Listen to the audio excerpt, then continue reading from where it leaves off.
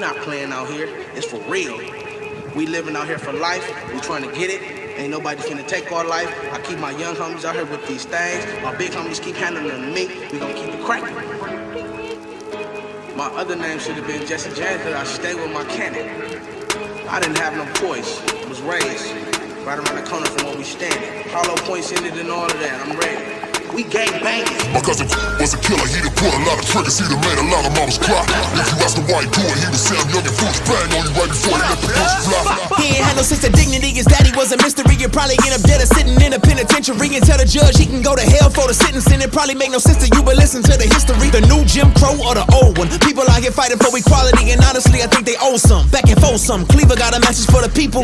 Bunchy with them and they tryna stop the evil, and they clicked up with they fist up. The whole neighborhood feeling like they meant something. Then it was a mix-up, feds got them fixed up. End of the movement, back to the bricks, bruh. And Raymond Washington about to start the Crips up. They getting bigger every day and trying to fix stuff. They saw Geronimo Pratt dodging bullets from attacks. Guess they figure we don't really want it this much.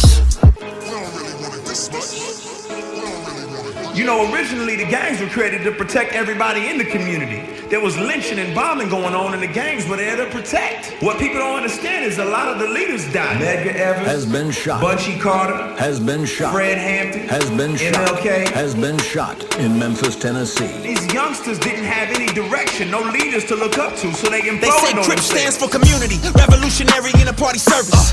Way before the genocide and the murders. A little after integration was the verdict. When bombs might go off at the Sunday service, pow! They protecting their community, then it turned into diplomatic immunity. Then the fight against oppression was depressing. Now they keep on losing battles and they started losing unity. Now they beat each other blue black, force fear, self-hate till they tooth crack. Got their own folks hiding on the rooftops. They ain't finna take no more, they finna shoot back. Bow! Now they bond like a family, they all bloods. From the concrete jungle to the small hoods, throwing signs up, now the crime's up. We was meant to kill oppression, now we loading nines up. But never mind us, grinders. Factory to close, now a lot of people jobless. Now they got the drugs coming in from Nicaragua. Government to turn a blind eye, or they got it.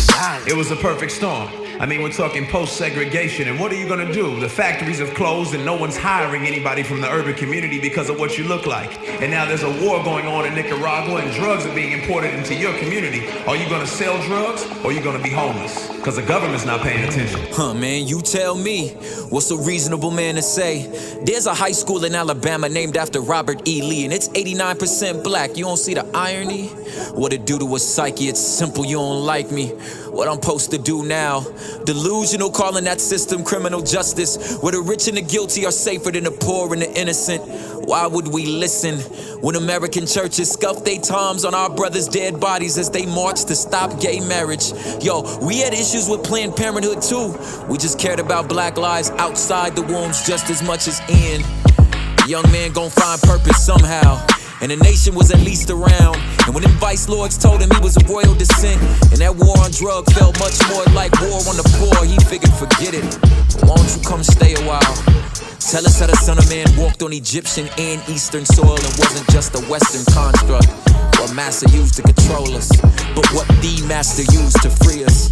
And it was a crooked system just like this that left the King of Kings bloodless.